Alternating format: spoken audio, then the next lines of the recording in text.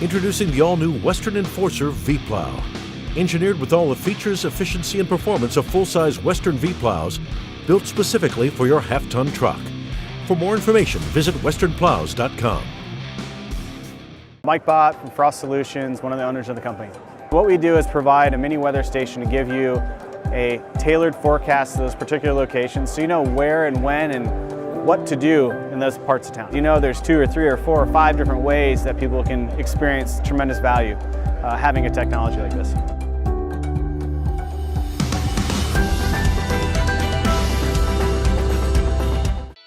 Welcome to the Entrepreneurial Journey with your host, Dave Westcott. The Entrepreneurial Journey is a weekly podcast that streams live every Tuesday at 9:15 a.m. Pacific on Dave's YouTube channel and LinkedIn profile. Now here's Dave with this week's episode. Good morning and welcome to the Entrepreneurial Journey. This morning, I have the privilege of speaking with Ruben Diaz, owner of the Diaz Group. Good morning, Ruben. Good morning, Dave. How's it going? It's going good, man. It's always good when I get to see your face. Oh, man. Likewise, man. The pleasure's mine. It's like the sunshine on your logo. It's just beautiful. It is. Did you see the light come in when you said that? I did. You know what? I did. It's an ordained meeting. This is what we like to do. We like to have a lot of fun. I'm so glad that you're on the call. A leader in the snow and ice industry. What number were you guys last year, if you know, on the top 100?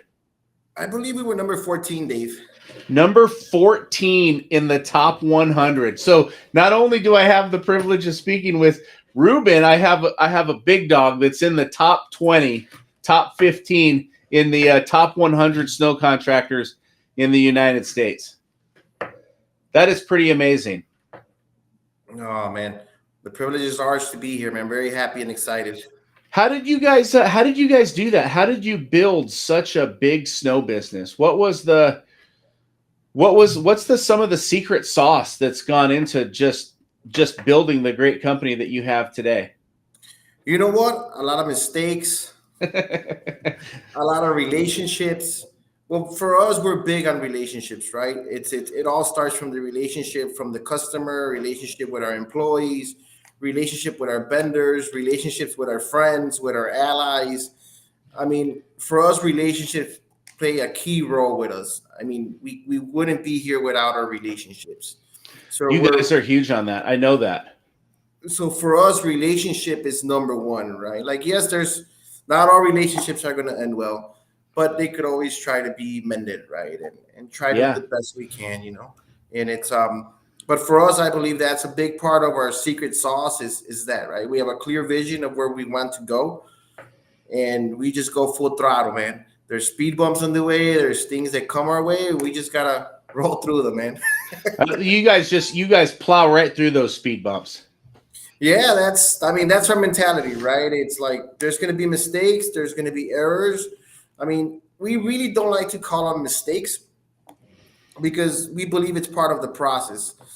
We're learning, right? Like, yes, maybe that contract didn't give the fruit we were expecting, but why didn't it give us that fruit, right? Can we do something to fix it? Or, all right, cool. But we learn, right? We learn that maybe we charged too low or we did not give the customer the expectation that we offered at the beginning. So now we're suffering the consequences. So, yeah, that stuff is tough, right? I mean, it's, business has a lot of tough things in it. Interestingly enough, I was talking to a guy and he was saying, I'm going to sell my business. And, why are you going to sell your business? And he's like, it's so tough. And so, through a series of conversations, I've heard a lot of people saying, I'm selling my business. But you know what the number one thing that I hear people say about the reason why they want to sell their business? It's because they don't like their business. They don't like how hard their business is. They don't like the difficulty of the business. So they want to sell it. You know what my question always comes back to is, if you don't love your business, why would somebody else want to buy it? That's very true. Now go ahead. It comes back to, how there's a big situation right now where I hear a lot of people that their kids don't want to take over the business. And I see that in a lot of, when I talk to people, And I'm like, well, if you build a business that you don't love, why would your children love it? Or why would they want to be stuck in that world where you don't want to be in? Well, they're not going to want to be in it either. So it's Hmm. exactly like you're saying, except it's like, well, you're passing on the torch, but you're passing on this torch that you don't like. So how are they going to like it? Yeah, you know what? That's an awesome perspective. Now, the Diaz Group, 20 years. You've been around about 20 years, right? Correct. Okay. But before that, this has been a family business since you were just a little boy. Yes, ever since I remember, I've been mowing lawns and shoveling snow and filling up trucks with dirt by hand with a shovel. You've been working hard. I mean, you guys are grassroots. You're from the ground up, right? I mean, you built your business from the ground up. Like you said, you're after school, you're not playing in the gym, you're playing Nintendo, you're out shoveling snow or you're out mowing lawns, you're out working in the family business, right? Yeah, he had the golden rules, and one of his golden rules was if you aren't in home studying, if you're in school studying, you're with me working. That's a great golden rule. That's a great but that speaks volumes to being number 14. I mean, being number 14 on the top 100 snow contractors, that's a big deal, man. I mean, that's a huge piece, but you have other honors and awards too. Like you've got some great from the, being Hispanic, right? From the Chamber of Commerce. I thought I saw online you guys had another award there. What was that? Yes, we have we were recognized as one of the most influential Hispanic companies in the Chicagoland area. So they're not just being in our revenue or size, right? It's on what we give back to the community and how we influence our peers and how we help other businesses grow also with us. So it's more of an all around. Yeah, I love that. You know that I'm big on giving back to community. I mean, I think that that's one of the, biggest things that any business can do. What are some of the things that you guys are giving back to? So we give back a lot to the neighborhoods where we are around. Especially in Chicago and the South Side, we have a lot of underprivileged neighborhoods. So we go to those schools and give awards and money to the teachers that do great and to coaches. We organize food drives that we build for them. Like right now that we have our migrant situation in Chicago, we're giving out jackets, food, and we're also what we're doing. We have some pretty successful Venezuelans with us that have gone up the ranks and are actually in our top management right now. So Wow. we're doing this talk with them, which we're going to go to the camps and we're going to take these top guys that we have, so they could give them at least some guidance of what to expect in the United States, right? Like, hey man, this is how I made it in America. Like, this is what this is what it's gonna have to take for you to survive here and actually make an impact. So those are a lot of things that we do for the community. We build bridges in Mexico where we're from. We build schools. We always try to educate them also because we believe in educating. We could give as much money back or whatnot, but we feel that it's important to educate our people on how to make money and how to be self-reliant on yourself. Man, that's awesome. I've known you for a long time. I didn't even know to the depths of where you have given back. Has that helped you in your business growth or has it helped you in your entrepreneurial journey? I think that it's one of the biggest parts of an entrepreneurial journey. And I think in life in general, right? I'm going to speak more of my philosophy of life, right? Which Yeah. my philosophy is we get what we give. So if we give out good, we're going to receive good. And if we give out bad, we're going to receive bad. So the more we give, the more we receive. And I've seen it all of my life, right? The more we give and the more we help, the more people help us. Because I'm going to be honest, we're in our position because people have helped us. A lot of people have believed in us and actually give us a hand. So why wouldn't we give a hand back to other people?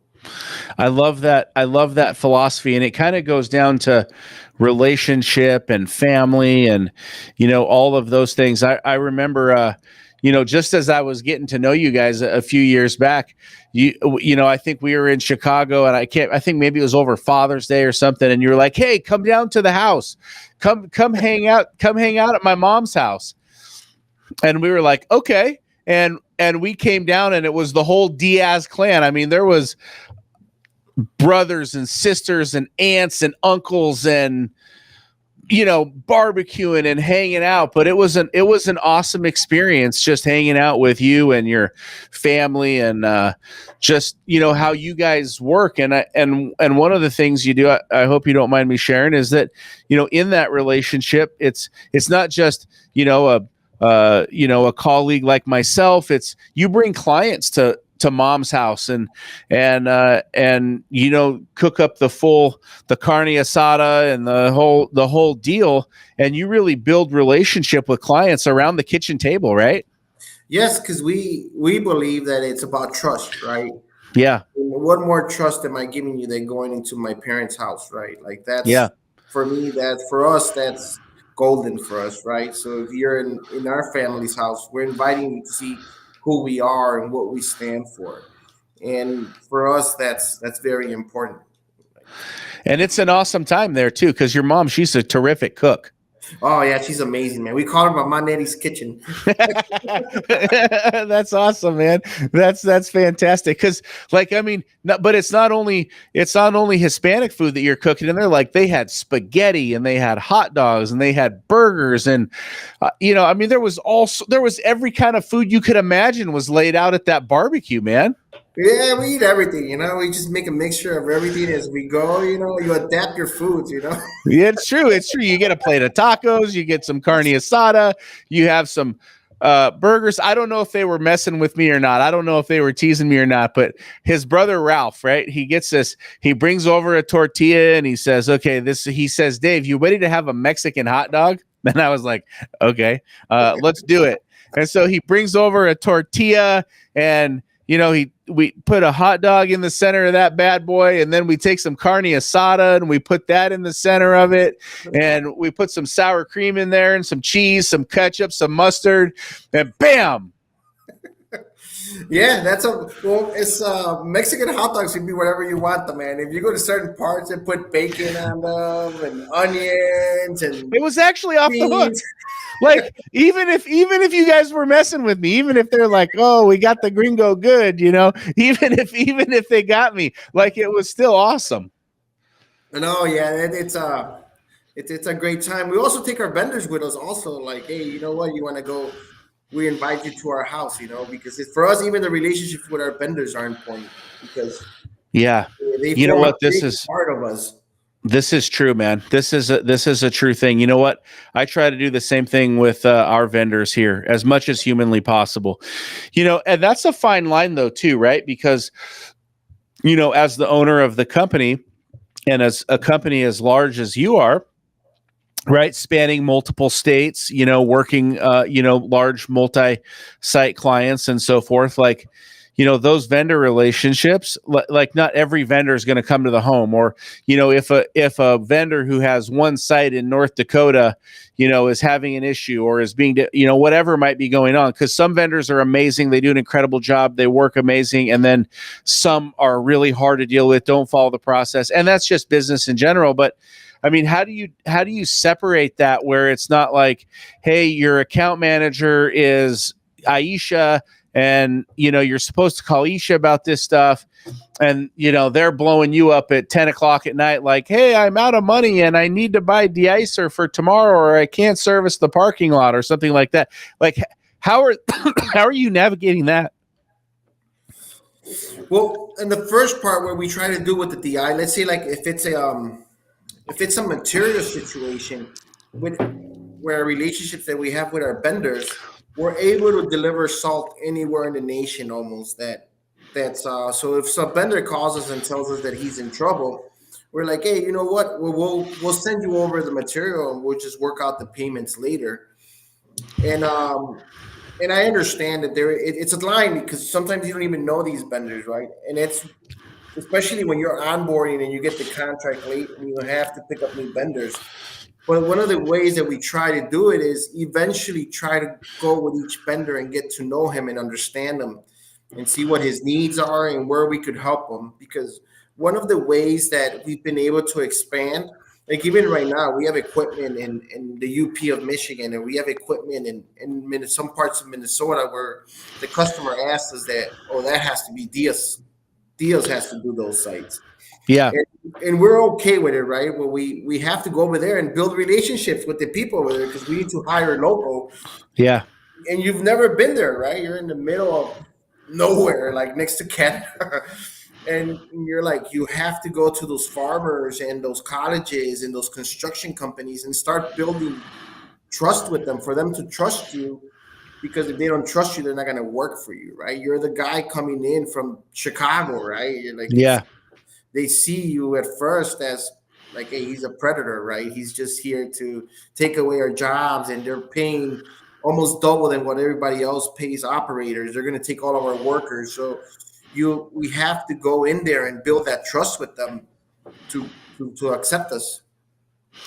So much of your business is really just built around the roots of relationship, trust, fostering, nurturing, taking care of one another. I really love that part of your business. That's really a great way to approach things. Now, you and your brother Ralph, you own the business together, right? Yes. Your brother Ralph, and your dad, right? You guys are 3 partners. No, and Tony. Tony. Oh yeah, Tony. Tony's in there too. So there's 4 of you that run the Diaz Group day to day. Correct. Now the Diaz Group is really exciting because every time I talk with you, you guys are branching off into something new. Like last time I went and saw you, we were taking a look at an abandoned bank that you guys had picked up. That you were working on flipping or restoring or whatever. But so you guys have a lot of different operations under the Diaz Group. The Diaz Group isn't just snow removal and landscaping. The Diaz Group is many different service lines. What are the service lines that you have today? So right now, we're full service facility maintenance for Diaz Group. And we have another one, Assist in Mexico, which is a BPO, and which creates maps like takeoffs. And we offer dispatching, call center services, any administrative work that you need that could be done online. We are offering that also. So that's one of our service lines. And our investing side, our real estate side, we have quite a few multifamily buildings and commercial buildings. So you're investing in real estate, you're branching out. Now, just for the listeners, what is a BPO? It's a business processing outsourcing. So it's outsourcing a lot of your administrative work. And so you mentioned making maps is one of the things that you guys do. Yes, we do takeoffs. So takeoff. So this would be for like if there's a landscaper on the call, you're gonna manage you would measure the beds and the turf. Or if there's a snow guy on the call, you would measure the parking lot for snow removal. Or if there's a paving guy, you would measure the square footage of the parking lot for seal coating or paving, stuff like that. Correct. Yes, anything that needs a measurement, we'll do it for you. Yeah, this is an amazing service. I actually, not only are we friends, I'm actually a client. It's a great client. There you go. I appreciate that. I kind of stole that whole thing from the Hair Club for Men. Not only am I on the commercial, I'm also a client. How does he say that? Ralph, do you know how he says that? Yeah, I think it's like I'm not only am I the president, I'm also a client. Yeah, and then he reveals it's something like that. It's something like that, right? As bald as me. That's right. So balding, Hair Club. I don't know if I'm going that far yet, but the assist program is actually awesome. So I don't know how many maps you guys measured for us in 2022, 2023. I got to imagine you measured around 20,000 maps. Yeah, or more. Yeah. So you guys measure a lot of maps for us. And actually helps us. For those of you out there listening who are looking to take your business to the next level, it's been an honor and a privilege to work with Assist, part of the Diaz Group. And they have actually helped us make millions of dollars because we use their maps to bid our snow removal and our landscaping, and then we submit those bids to the clients, and then we win work. And we wouldn't be able to do that without the assistance of Assist. owned by the Diaz Group. So it's been a great partnership, and we've really enjoyed working with Carlos down there at Assist. What is your guys' mission there on the Assist side of things? Our mission in Assist is to take as much administrative work and headaches from companies in the U.S. so they could grow and they could focus on what really matters. Because we believe one of our biggest things that we believe in here, right, is we want people to excel at their position. And sometimes they're stuck in such the minutia work with all the data entry that they have to do, with all the calls they have to take. And the way we decided that we were handle that, like, oh, what if we could build another group of people that could handle all of that for our sales team and our account management team? That way our sales team could sell more. Our account manager could manage his account better. That way they're not stuck taking calls that mess with you, first of all, because when you're in a snowstorm and you get an angry manager calling you, he really messes your energy up. Right, he does. Yeah, and it can throw your whole day into a tornado, if you will. It will. And I remember when I was outside working and you would get that call from the store manager and he would be like, hey, you guys suck and blah, blah, blah. Man, that would mess with you. You would be like, do we really suck? That's hilarious. I don't think we really suck. Are you sure you're calling the right company? And so we created a filter. We're like, we need to create a filter so we could, first of all, the internal piece of our people so they could continue working and making the right decisions. We need to build this team behind them to help them.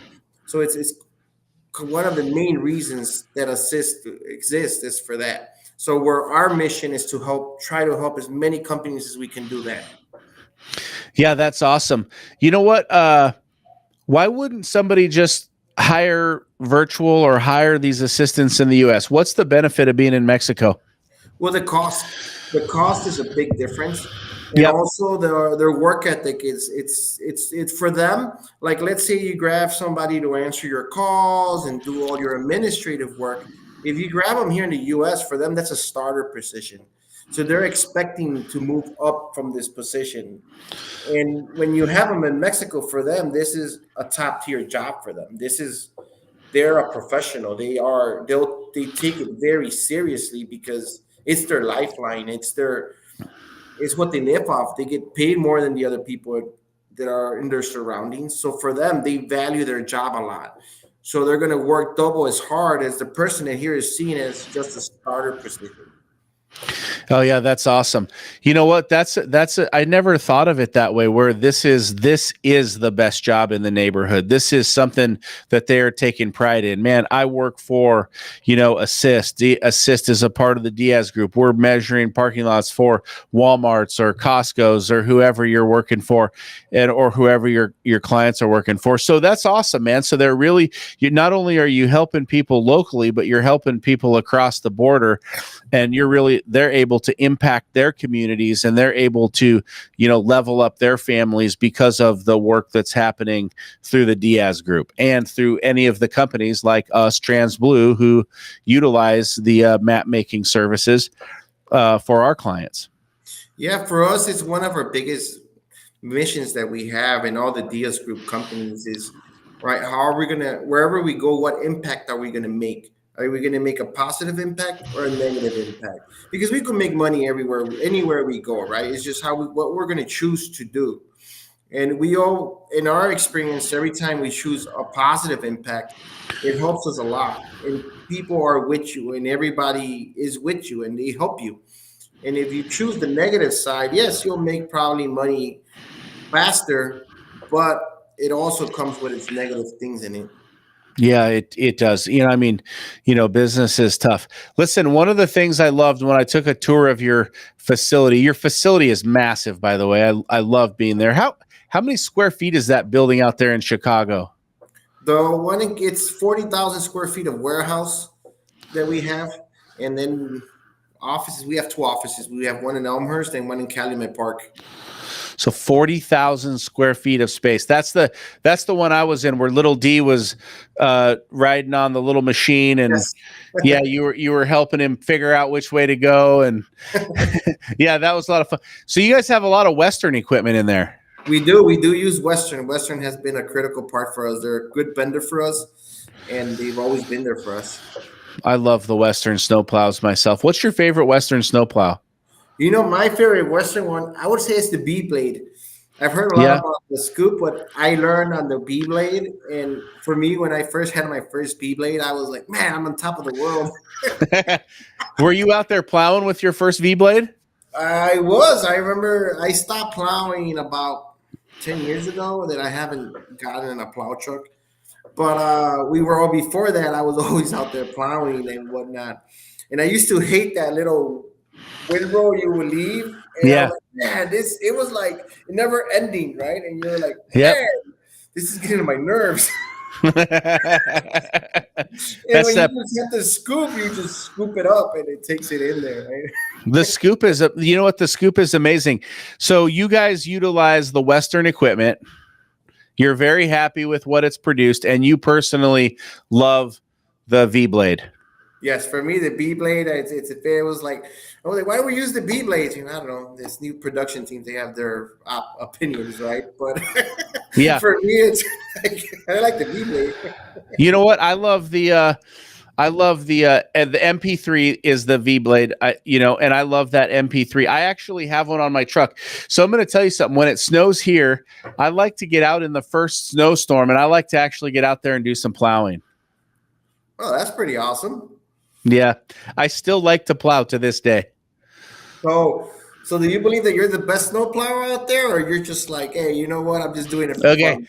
Listen, I'm going to tell you this story. So this is the real deal. Listen, so I'm plowing this. I'm plowing this school. Okay, so I got to take care of this school, and I'll tell you that because I'm a narcissist and I'm an egomaniac and all, I do think I'm the best snowplower like in the world. So at the end of the day, I have that feeling about myself. Well, this school sits on this slope that's like this. I'm not kidding you. It's literally like that kind of an incline, and so, like, a couple of my guys are out there and they're like, oh man, we can't service the hill. I'm like, what's wrong with you? You can't service the hill. Anybody can service this hill. And this is the easiest hill to service.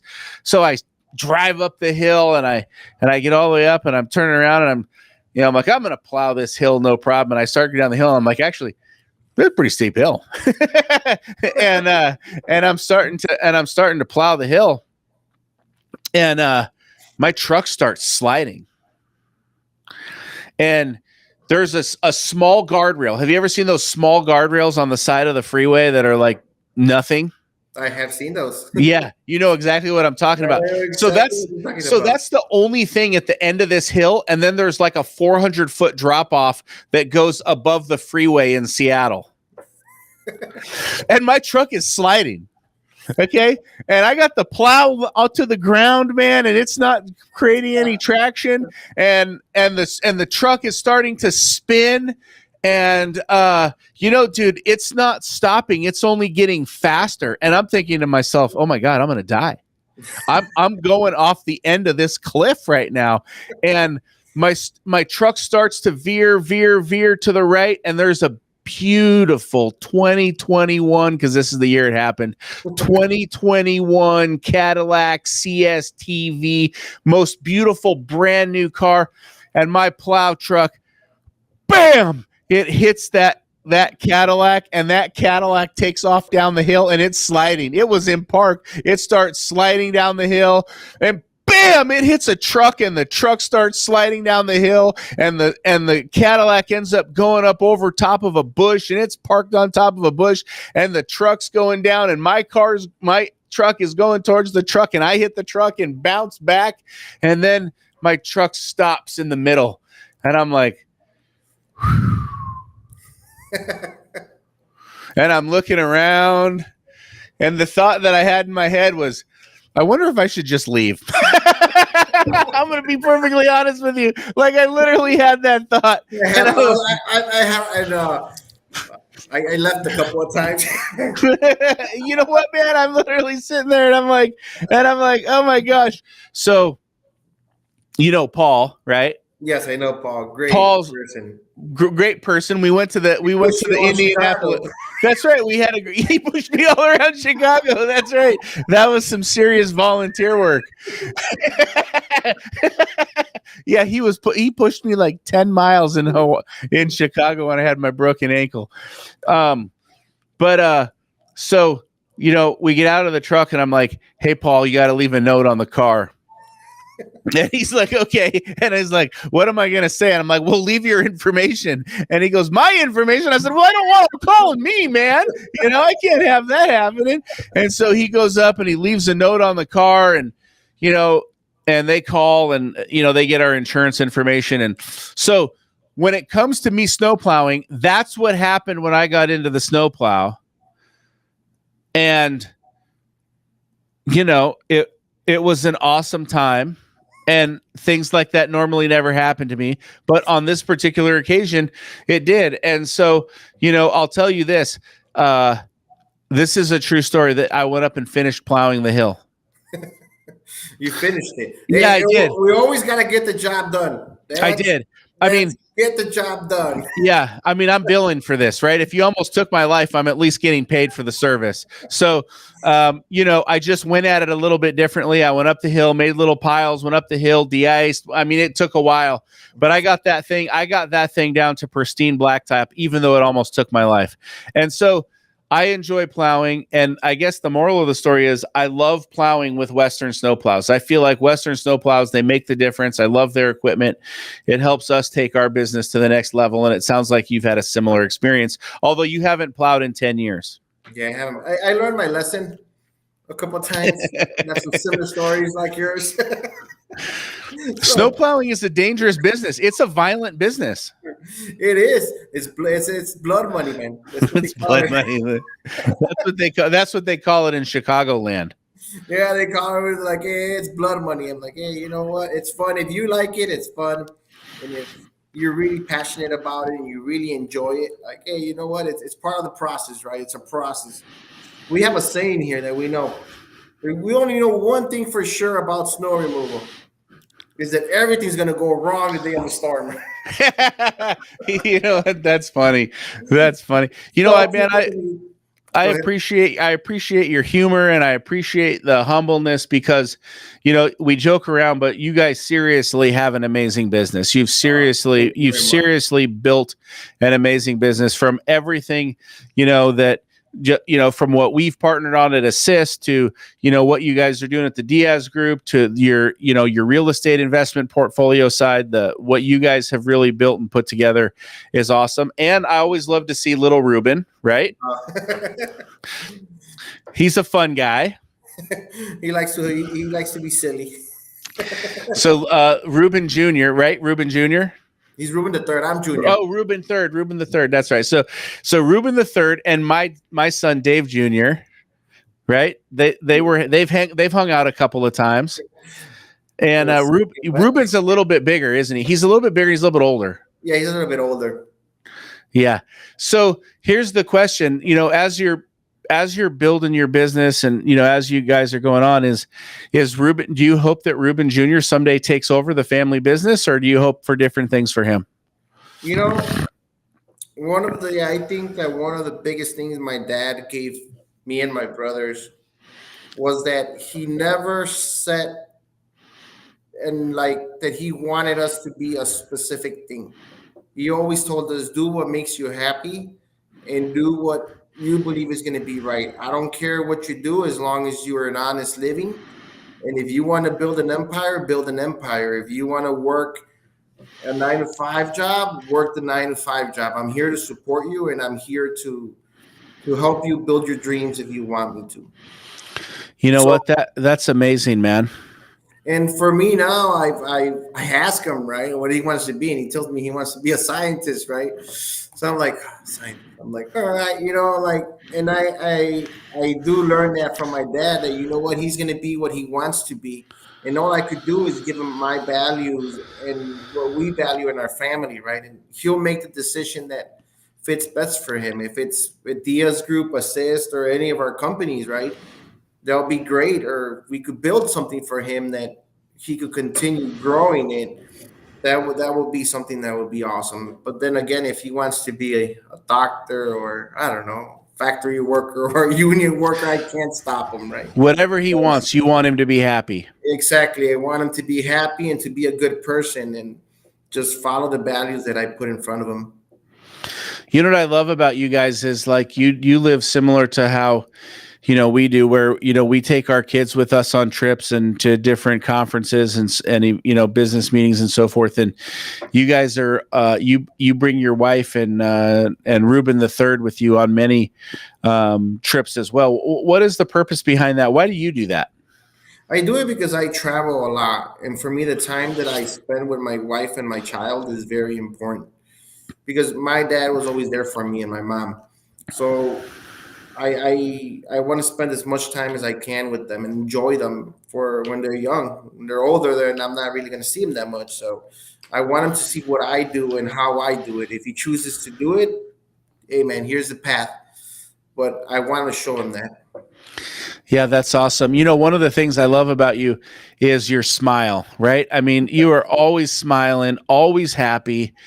And I mean, all the times we've hung out, no matter what the situation, no matter what's going on, whether it's business, whether it's on the SIMA board, we're on the SIMA board together, no matter where we're at, no matter what we're doing, you always have like this happiness that just kind of radiates, from you. And being an entrepreneur, you see so many entrepreneurs who are just, negative, and it's just life is hard and business is hard, and it kind of chews them up and eats them up.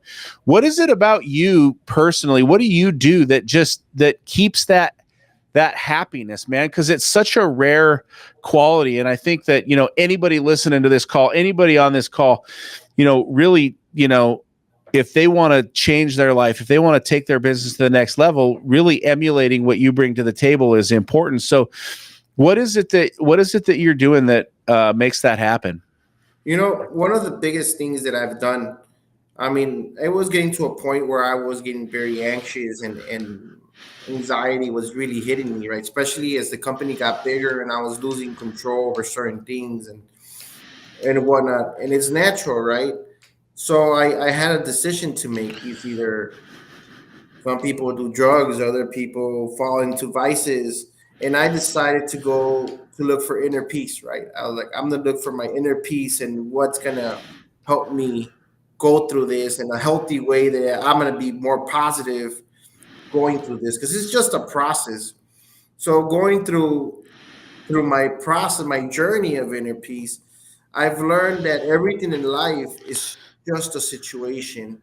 Nothing is good and nothing is bad, right? It just happens. We're going to choose if we're going to look at it bad or we're going to look at it good.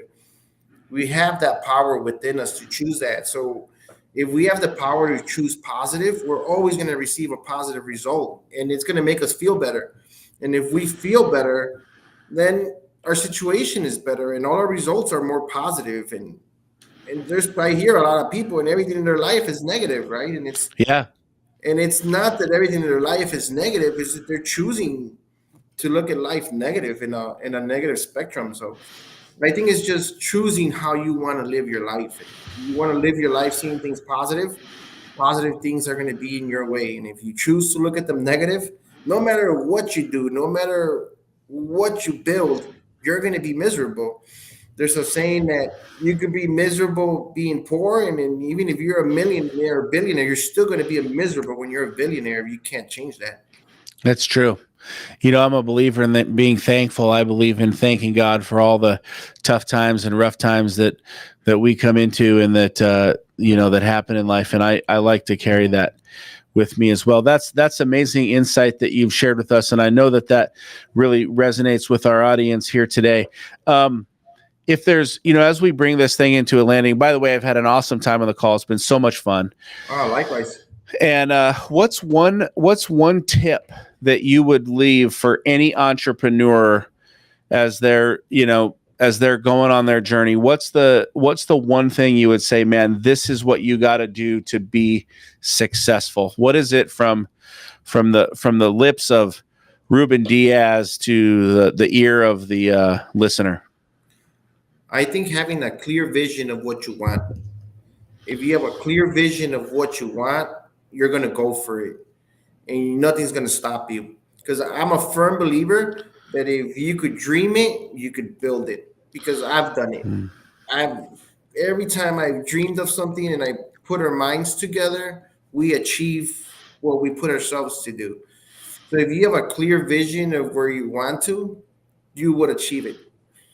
And just because it won't let you stop. It'll take away all your fears, because we all have fears, right? And that fear is what stops us from making that step forward.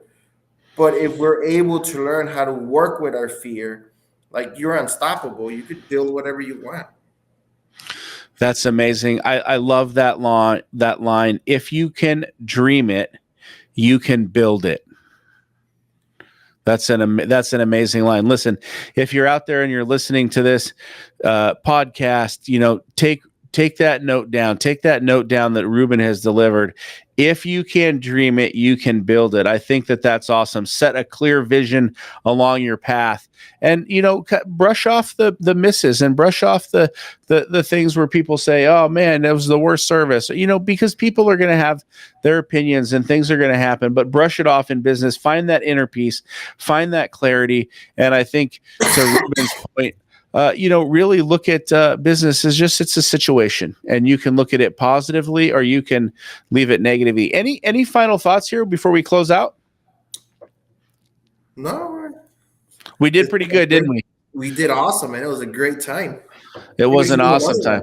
I know, right? Because it goes by so fast. That's the thing. Like, boom, it's like 40 minutes gone. That's because we're having a good time. And we're really enjoying that. So listen, I'm Dave Westcott. And if you like this, give us a like, give us a share, follow me on LinkedIn, follow me on Facebook, follow me on Instagram, follow me on anywhere social, and take a minute to check out the Diaz Group. Check out what they're doing. Follow Ruben on his social channels as well, on LinkedIn, Facebook, wherever he might be hanging out. I know he's on LinkedIn, so you can find him there. He's got a nice yellow shirt in his profile pic, so you can't miss him. And check out his company Assist if you're looking for those personal assistants, if you're looking for that outsourced support person who is answering the phone, checking emails, taking care of those miscellaneous tasks, or if you're looking for maps. Their company has been absolutely fantastic. We recommend them. We've loved working with them. It's been absolutely awesome for our business. And I'll tell you that because of Ruben and the Diaz Group and Assist, we have literally made millions of dollars. They have literally put millions of dollars in our pockets by utilizing their mapping service. That's a little shameless plug for my good friend, Ruben Diaz at the Diaz Group. Ruben, thank you so much. I was an honor. Thank you so much for being on the call today. Thank you so much for having me. I feel honored. Like, when you told me, of course I would, man. Come on. Let's go do this. I don't know how it's going to come up, but let's do it.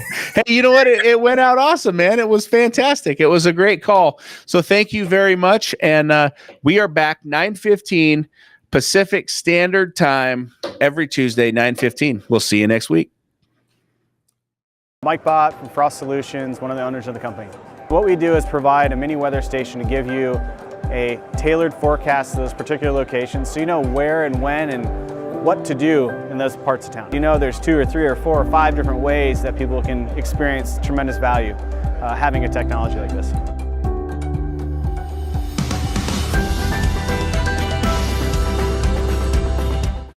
Introducing the all-new Western Enforcer V-Plow. Engineered with all the features, efficiency, and performance of full-size Western V-Plows, built specifically for your half-ton truck. For more information, visit westernplows.com.